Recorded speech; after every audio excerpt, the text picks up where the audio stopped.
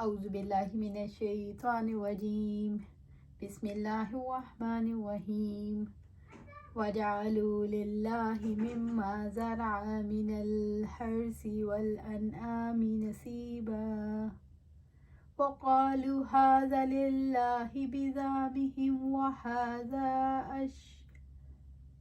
وَهَذَا لِشُرَكَائِنَا وَمَا كَانَ لِشُرَكَائِهِمْ فَلَا يَصِلُ إِلَى اللَّهِ وَمَا كَانَ لِلَّهِ فَهُوَ يَصِلُ إِلَى شُرَكَائِهِمْ سَاءَ مَا يَحْكُمُونَ۔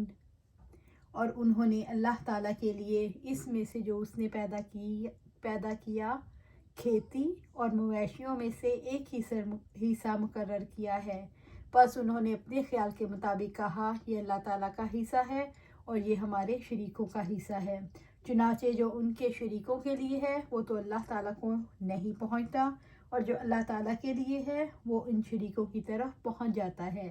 برا ہے جو وہ فیصلہ کرتے ہیں۔ سورۃ الانعام آیا 136۔ اس آیت کریمہ کے معنی یہ ہیں کہ مشرکین نے اپنے معبودوں اور بتوں کے تقرب کے حصول کے لیے جو حصے مقرر کر رکھے ہیں وہ خالص غیر اللہ کے لیے ہیں، ان میں سے کچھ بھی اللہ کے لیے نہیں، اور ان کے زعم باطل کے مطابق انہوں نے جو حصہ اللہ تعالیٰ کے لیے مقرر کیا ہے وہ ان کے شرک کی بنا پر اللہ تعالیٰ کے حضور نہیں پہنچتا، بلکہ یہ بھی ان کے معبودوں اور بتوں کا حصہ ہے، کیونکہ اللہ تبارک و تعالیٰ اس سے بے نیاز ہے۔ وہ مخلوق میں سے اس شخص کا عمل کبھی قبول نہیں کرتا جو اس کے ساتھ کسی کو شریک ٹھہراتا ہے۔ فصلوں اور مویشیوں کے بارے میں مشرکین کے کیا رواج تھے؟ فصلوں اور مویشیوں میں سے اللہ تعالیٰ کا اور بتوں کا حصہ نکالتے۔ اچھے جانور اور اچھے غلے کو اگر اللہ تعالیٰ کے حصے میں دیکھتے تو بتوں کی طرف کر دیتے، اور اگر بتوں کی طرف دیکھتے تو اللہ تعالیٰ کے لیے نہیں نکالتے تھے۔ اگر خود ضرورت پڑتی تو اللہ تعالیٰ کے حصے سے لے لیتے اور بتوں کے حصے کو چھوڑ دیتے کہ کہیں ہم پر کوئی مصیبت نازل نہ ہو جائے۔ وَقَالُوا هَذَا لِلَّهِ بِزَعْمِهِمْ وَهَذَا لِشُرَكَائِنَا فَمَا كَانَ لِشُرَكَائِهِمْ فَلَا يَصِلُ إِلَى اللَّهِ وَمَا كَانَ لِلَّهِ فَهُوَ يَصِلُ إِلَى شُرَكَائِهِمْ۔ بس انہوں نے اپنے خیال کے مطابق کہا یہ اللہ تعالیٰ کا حصہ ہے اور یہ ہمارے شریکوں کا حصہ ہے، چنانچہ جو ان کے شریکوں کے لیے ہے وہ تو اللہ تعالیٰ کو نہیں پہنچتا، اور جو اللہ تعالیٰ کے لیے ہے وہ ان شریکوں کی طرف پہنچ جاتا ہے۔ اس مشرکانہ رسم میں وہ لوگ 3 طرح کے جرائم کا ارتکاب کر رہے تھے: مالی عبادت میں اللہ تعالیٰ کے ساتھ اپنے معبودوں کو شریک بنانا، اللہ تعالیٰ کا الگ اور معبودوں کا الگ حصہ مقرر کرنا، اس بات میں اور ان کا یہ شرک تھا کہ انہوں نے اپنے آپ کو شارع کی حیثیت دے رکھی تھی، یعنی خود سے اپنی شریعت اور سارا کچھ بنا رکھا تھا، ان کا اپنا شعار تھا، اور عام لوگوں کا شرک تھا کہ ان کی اس بات کو مذہبی طور پر تسلیم کرتے تھے، یعنی جو انہوں نے بنا رکھا تھا رسم اسی کو وہ سمجھتے تھے کہ یہ مذہبی کوئی تہوار ہے یا مذہبی طور طریقہ ہے، اسی کو وہ فالو کرتے تھے۔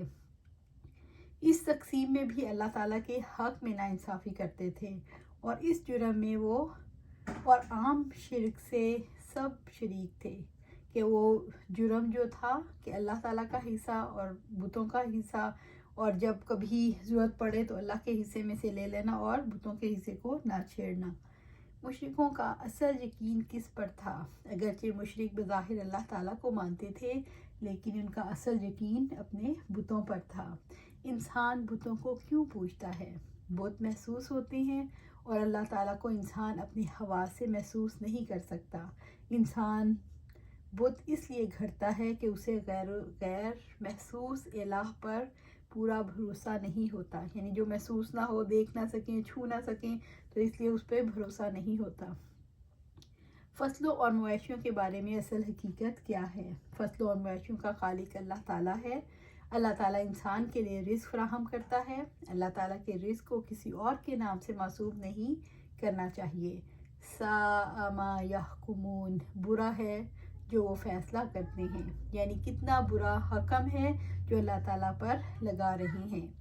وَكَذَلِكَ زَيَّنَ لِكَثِيرٍ مِّنَ الْمُشْرِكِينَ قَتْلَ أَوْلَادِهِمْ شُرَكَاؤُهُمْ لِيُرْدُوهُمْ وَلِيَلْبِسُوا عَلَيْهِمْ دِينَهُمْ وَلَوْ شَاءَ اللَّهُ مَا فَعَلُوهُ فَذَرْهُمْ وَمَا يَفْتَرُونَ۔ اور اسی طرح بہت سے مشرکوں کے لیے ان کے شریکوں نے ان کی اولاد کے قتل کو خوشنما بنا دیا تاکہ وہ ان کو برباد کر دیں اور تاکہ ان پر ان کے دین ہی کو مشتبہ کر دیں، اور اگر اللہ تعالیٰ چاہتا تو وہ ایسا نہ کرتے، چنانچہ آپ ان کو چھوڑ دو اور وہ جھوٹ باندھتے ہیں۔ سورۃ الانعام آیا 137۔ مشرکین کی حماقت اور گمراہی یہ ہے کہ اکثر مشرکین کے سامنے ان کے خداؤں یعنی ان کے سرداروں اور شیاطین نے ان کے اعمال یعنی قتل اولاد کو مزین کر دیا ہے۔ یہاں قتل اولاد سے مراد ان لوگوں کا اپنے بچوں کو قتل کرنا جو بھوک اور فقر کے ڈر سے اپنی بچیوں کو زندہ درگور کر دیا کرتے تھے۔ رب العزت نے فرمایا قد خسر الذین قتلوا اولادہم سفہا بغیر علم وحرموا ما رزقهم اللہ افتراء علی اللہ قد ضلوا وما كانوا مہتدین۔ یقیناً وہ لوگ گھاٹے میں پڑ گئے جنہوں نے اپنی اولاد کو حماقت میں بغیر علم کے قتل کیا اور انہوں نے اللہ تعالیٰ پر جھوٹ باندھتے ہوئے اس کو حرام کر لیا جو اللہ تعالیٰ نے ان کو رزق دیا تھا۔ یقیناً وہ گمراہ ہو گئے ہیں اور ہدایت پانے والے نہیں ہیں۔ سورۃ الانعام آیا 140۔ شیاطین نے ان کی نظروں میں اولاد کے قتل کرنے کو ایسا مزین کر دیا تھا کہ وہ اس عمل میں ذرا بھی جھجک محسوس نہیں کرتے تھے اور ذرا سی بھی مامتا ان کے دل میں نہیں آتی تھی جو اولاد قتل سے مانے ہو۔ شیاطین نے ان کو اس کام پر ڈالا تاکہ ان کو برباد کریں۔ اس میں سب سے بڑی بربادی یہ ہے کہ آخرت کے عذاب کے مستحق ہوئے، اور ایک طرح سے دنیاوی بربادی بھی ہے کیونکہ جب اولاد زندہ نہ چھوڑی جائے گی تو آئندہ نسلیں بھی نہ چلیں گی۔ اسباب ظاہرہ کے اعتبار سے اس میں نسل انسانی کی بربادی بھی ہے۔ مشرک اپنی اولاد کو کیوں قتل کیا کرتے تھے؟ بیٹیوں کو کبھی غربت کے خوف سے اور کبھی جنگی قیدی بن جانے کے خوف سے قتل کر دیتے تھے۔ اپنی اولاد کو نذر کے طور پر قتل کرتے تھے، جیسے آپ صلی اللہ علیہ وسلم کے دادا نے نذر مانی تھی کہ اللہ نے انہیں 10 بیٹے دیے، جو اس کے 10 بازو بنیں گے تو ایک کو قربان کر دیں گے۔ اس آیت میں شرکا سے کیا مراد ہے؟ اس آیت میں شرکا سے مراد جنوں اور انسانوں کے شیاطین ہیں۔ لِيُرْدُوهُمْ وَلِيَلْبِسُوا عَلَيْهِمْ دِينَهُمْ، تاکہ وہ ان کو برباد کر دیں اور تاکہ ان پر ان کے دین ہی کو مشتبہ بنا دیں۔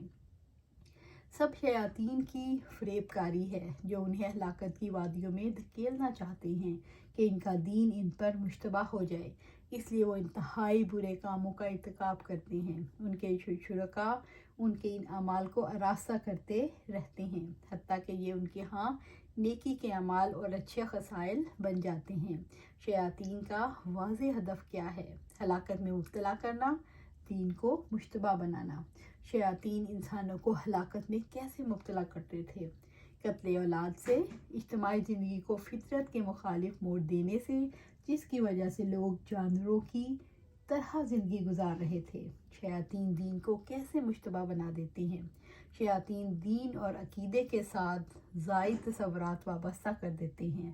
دین کے بارے میں پہم اور پیچیدہ تصورات دے کر دین کو مشتبہ بنا دیتے ہیں۔ اجتماعی رسومات سے دین کو مشتبہ بنانے کے عمل کا آغاز ہوتا ہے۔ کیا دور حاضر میں بھی دین کے بارے میں مشتبہ تصورات موجود ہیں؟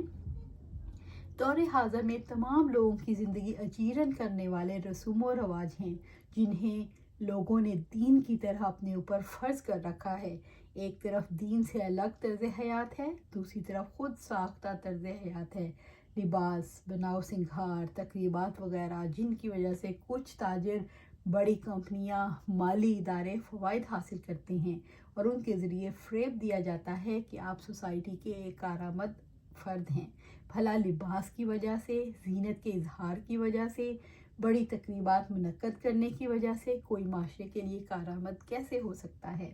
وَلَوْ شَاءَ اللَّهُ مَا فَعَلُوهُ فَذَرْهُمْ وَمَا يَفْتَرُونَ، اور اگر اللہ تعالیٰ چاہتا تو ایسا نہ کرتے، چنانچہ آپ ان کو چھوڑ دو اور وہ جھوٹ باندھتے ہیں۔ اگر اللہ تعالیٰ چاہتا تو شیاطین جن اور انسان ہدایت کے راستے کی مخالفت نہ کرتے، دوسرے لوگوں کو گمراہ نہ کرتے، انبیاء اور ان کے پیروکاروں کو اذیت نہ دیتے۔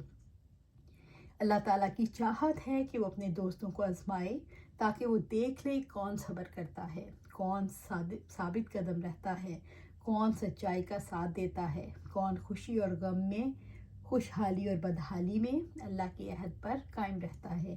یہ اللہ تعالیٰ یہ اختیار میں ہے، وہ حق اور باطل دشمنی کے اس پروگرام کو شروع ہی نہ کرتا، لیکن اللہ تعالیٰ لوگوں کے دلوں کو صاف کرنا چاہتے ہیں، اور آزمائش میں کامیاب ہونے پر مخالفت ختم ہو جاتی ہے اور دشمن کمزور ہو جاتا ہے۔ اللہ تعالیٰ نے اپنے پیغمبر کو تسلی دی ہے کہ آپ افطرا پردازوں کو ان کے حال پر چھوڑ دیں، یہ لوگ اللہ تعالیٰ کا کچھ نہیں بگاڑ سکتے۔ اگر اللہ تعالیٰ ان کو ان اعمال سے روکنا اور ان کے افعال قبیحہ کے درمیان حائل ہونا چاہتا، اور اگر وہ چاہتا کہ ماں باپ اپنی اولاد کو قتل نہ کریں تو کبھی قتل نہ کرتے، مگر یہ اللہ تعالیٰ کی حکمت کا تقاضا ہے ان کو مہلت دینے کے لیے ان کے اور ان کے اعمال کے درمیان سے ہٹ جائے اور ان کے اعمال کی پرواہ نہ کرے۔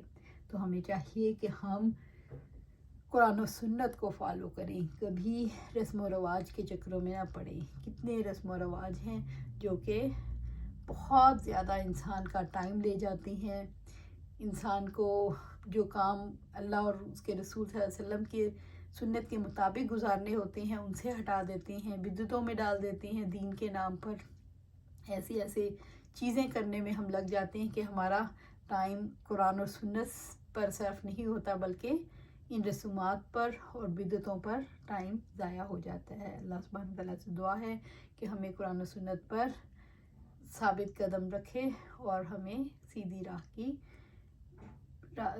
راہ دکھائے اور اس پر چلتے رہیں انشاءاللہ۔ آمین یا رب العالمین۔